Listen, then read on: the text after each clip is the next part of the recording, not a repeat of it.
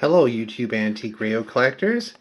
This is a Canadian General Electric Commentator, model KM-52, and I just picked this one up a week ago from an antique market, and the case is just in amazing shape, the bakelite.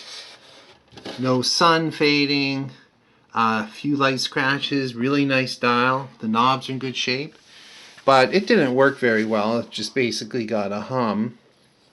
And I just thought I'd talk to you about restoring these.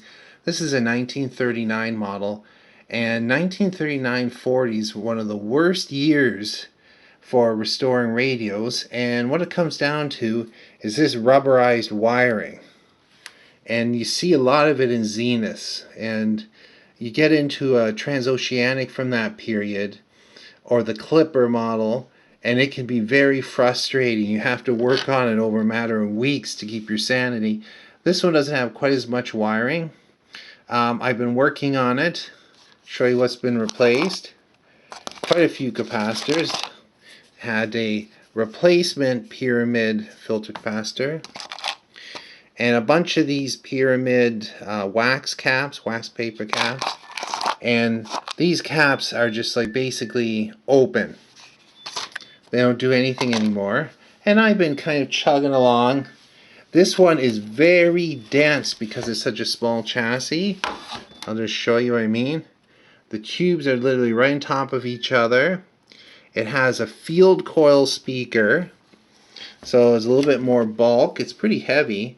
But I can show you where I've been working over here. A couple tips on these.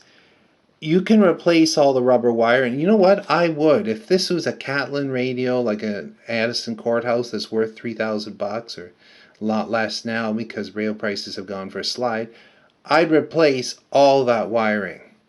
Any of the stuff that I don't have to touch, I won't, because it literally crumbles like old toast.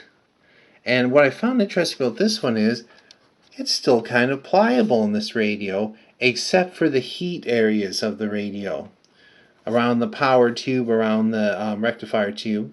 I've got a terminal board here. I'm going to put a couple new caps on that so they're easily replaceable. And some of the things I found failed. It has several mylar or mica caps. These are probably mica actually.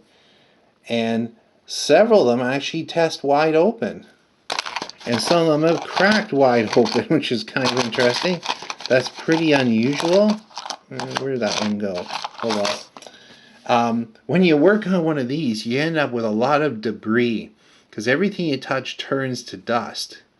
And I'm continually sweeping this piece of cardboard in the garbage can when I'm desoldering. And when I replace capacitors and resistors, I desolder it right to the terminal. And then do it, and I leave a little bit of room. I don't tighten the leads up too much, so there's a little bit of play when the tube heats up. And use some of these orange dip caps, several new mica replacements for the ones that were cracked open. This side I haven't gotten into as much anymore. What's interesting about this radio is the power switch opens both sides of the line. Kind of interesting, so it's a little safer, but I will put a polarized cord. The chassis is grounded through a 0.25 cap, so you want to make sure that the neutral bus, the B-, is on the polarized blade of the plug. Then you'll have a safe radio, nothing to worry about. I see one cap was replaced here, and I always use lead dressing on these because, you know, things can touch. So that's kind of how it's coming along. Hope to have this one singing in a little while. Thanks for watching and listening.